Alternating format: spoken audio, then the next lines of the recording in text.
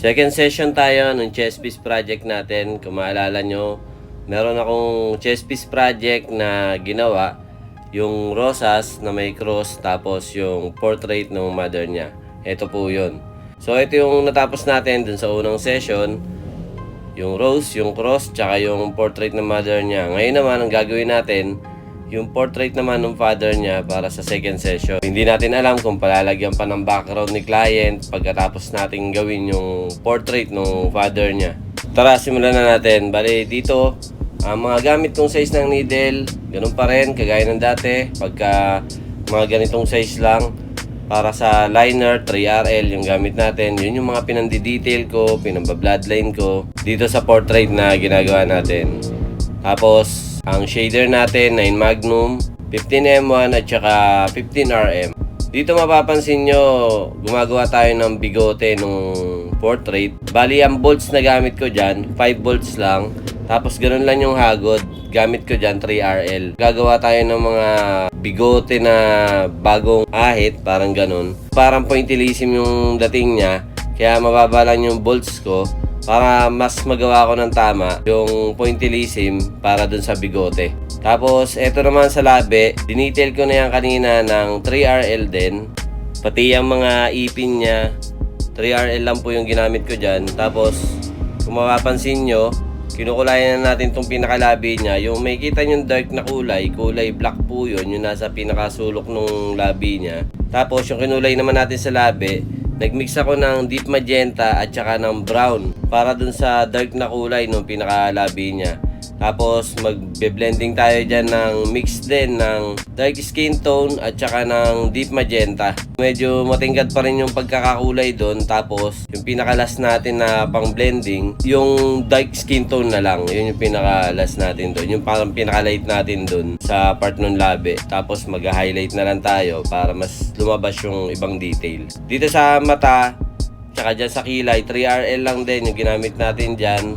Yun yung mga pinandidetalye natin sa mata, sa ilong, sa labi. Yun yung ginagamit ko pagka mga ganitong size lang ng portrait. Tapos eto, gumamit na tayo ng 15RM o 15 curve magnum para sa mukha niya. Para smooth lang yung dating kasi mas madaling gumawa ng smooth shading kapag curve magnum yung ginagamit ko. Kaya RM. Yung kulay ng mukha, ang gamit natin dyan, dark brown, sienna, dark skin tone, tsaka caramel. Yun yung mga kulay na ginamit natin dyan. Tapos yung iba dyan, pinag-mix ko na lang para mas mapaganda pa natin yung shading sa mukha. Halimbawa, nag-start ako sa dark brown. So bago ako mag-brown, imimix ko muna yung brown sa dark brown. Yun yung ipang-blending ko o ipang-transition ko dun sa naunang dark brown bago ako humagod ng brown. Tapos yung susunod ko sa brown is sienna. Magmi-mix muna ako ng sienna at brown. Yun naman yung ipang transition ko dun sa ihinagod kong brown bago ako maghagod ng sienna lang. Tapos ganun lang uli. Ang kasunod naman nun, caramel. Mimix muna ako ng caramel tsaka sienna bago ako humagod ng caramel lang uli. Ganun lang, tuloy-tuloy lang, palait lang ng palait. Pero depende sa kinokopya nyo kung ganun din yung pagkakakulay o baka may iba. Halimbawa, laktaw, galing ka sa dark brown, biglang magkakaroon ng caramel. Iba rin po yung diskarte sa ganun. Pwede kang mag-mix nun ng caramel tsaka dark brown bago ka humagod uli ng caramel sa uli. Hindi ko alam kung naiintindihan nyo yung sinasabi ko.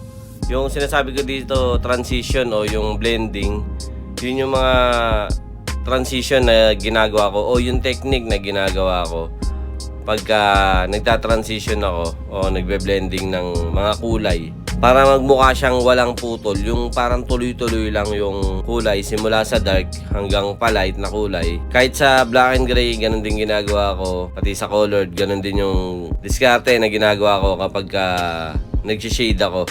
Bale dito, gamit ko ng needle dito, curve magnum pa rin para dito sa loob ng mukha ng portrait. 15 curve magnum po yan. Pero kung mas malaki po yung portrait na ginagawa ko, pwedeng malaki din na size. Pero curve magnum pa rin. Kasi nagagawa ko siya ng maayos pag curve magnum yung gamit ko.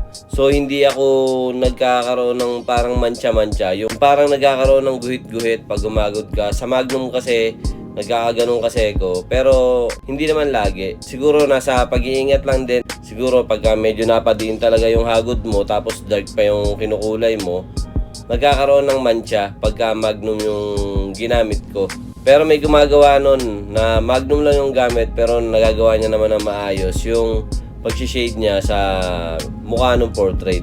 Kasi dati Magnum din yung gamit ko bago ako gumamit ng Curve Magnum. Talagang na-experience ko rin na nagkakaroon ng parang kamot-kamot pagka humahagod ako sa mukha ng portrait. Pero sanayan lang din, nasanay din akong gumamit ng ganun na smooth naman yung pagkakagawa.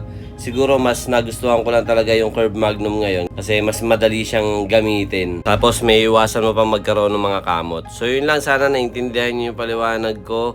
Ako po si Nads Galarpe na nag-iwan ng isang mapagpalang araw. Peace out.